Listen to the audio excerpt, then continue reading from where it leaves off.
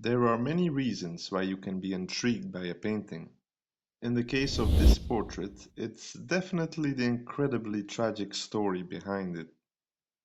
This doesn't mean, however, that the English painter Thomas Gainsborough didn't do an excellent job.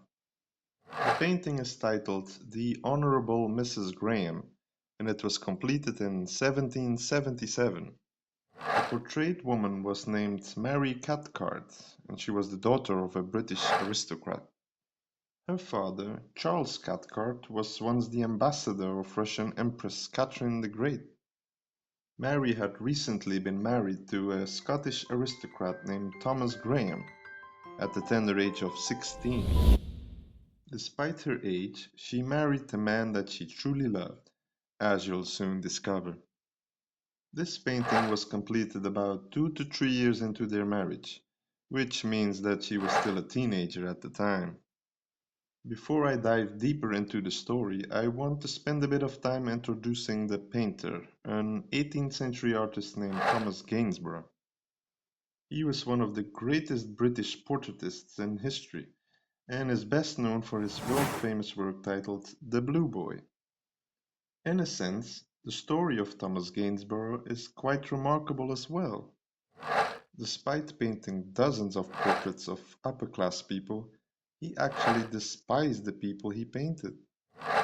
His dream had always been to just sit in nature and paint landscapes, but at the time there was no money to be made with that. To make ends meet, he was forced to paint people he clearly looked at as snobs in order to earn an income for his family. To make it more bearable, he simply integrated these wealthy people into countryside settings. This way he could at least partially enjoy their company. Unfortunately for him, he only spent the final years of his life doing what he truly loved, which was painting landscapes. He died of cancer at the age of 61, and the final words he uttered were Van Dyck. This was a reference to the Flemish painter he had idolized throughout his career. Back now to Mrs. Graham, a woman whom Gainsborough painted several times during the 1770s. This full-length portrait of her was arguably one of the finest portraits he ever painted. Unlike in his Blue Boy, in which the sitter actually wears 17th century clothes, Mary represents the favorable style of fashion of the late 18th century. Mary's long dress surely has all the bells and whistles that you could expect contemporary fashionistas to wear. Her dress also highlights the long, loose brushstrokes that define Gainsborough's paintings. This painting was exhibited at the Royal Academy in London the year it was completed, and it's fair to say that it became the highlight of the event. Thomas Gainsborough managed to highlight the natural beauty this woman possessed. This obviously made her husband very proud, and that's one of the most important elements of this story. Mary became a celebrity on the spot, and got plenty of attention everywhere she went.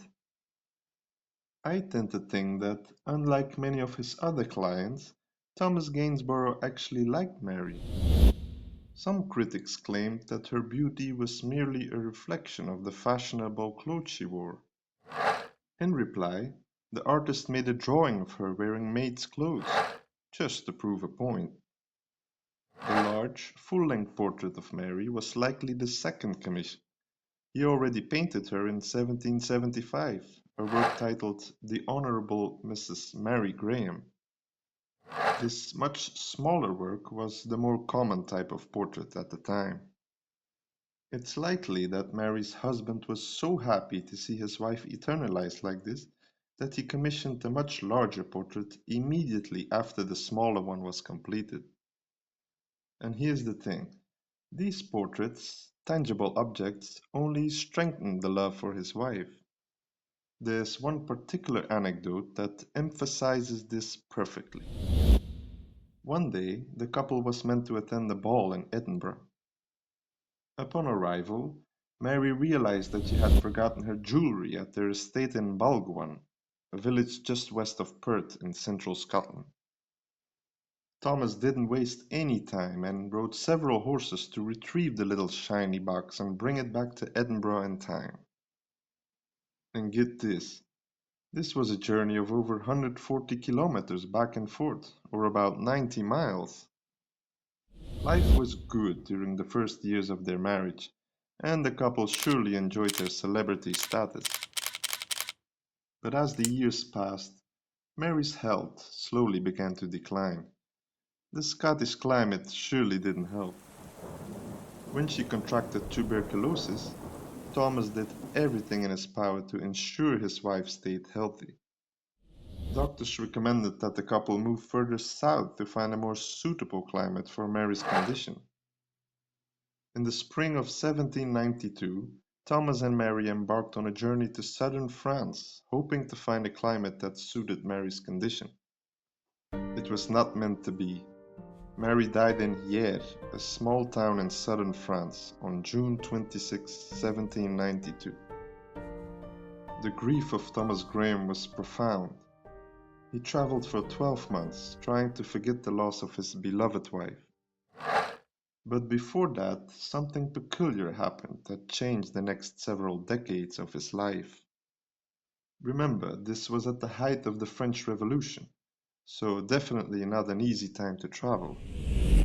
As he was trying to get Mary's body back home, a group of French soldiers opened the coffin and handled it indecently. Thomas was so angry about this absurd event that he was determined to seek revenge. And as you'll soon discover, he definitely got it. But first of all, Thomas never remarried. He simply never fully got over the loss of his wife. His dream was to spend a quiet life in the Scottish countryside together with his family. When that became impossible, and fueled by his anger towards the French, he chose to pursue a career in the military.